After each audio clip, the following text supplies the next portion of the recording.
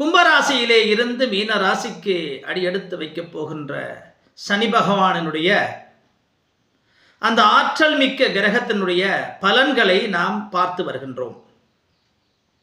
அந்த வகையில் இன்று நாம் பார்க்க போவது கன்னி ராசியினுடைய பலன்களை. கன்னி ராசிக்கு 6ஆம் வீட்டிலே ரோகஸ்தானத்திலே இருந்து களத்திரஸ்தானத்திற்கு 7ஆம் வீட்டிற்கு வருகிறார்.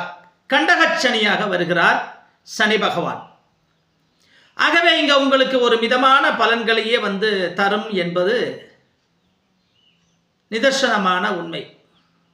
கடந்த காலங்களிலே குருவினுடைய பார்வை மிகச் சிறப்பாக 9ஆம் இடத்திலே பாக்யஸ்தானத்திலே 9இல் குரு இருந்த காரணத்தால் உங்களுடைய திருமணம், வீடு வாசல் வாங்குவது போன்ற முன்னேற்றமான பல விஷயங்களை நீங்கள் சந்தித்திருப்பீர்கள்.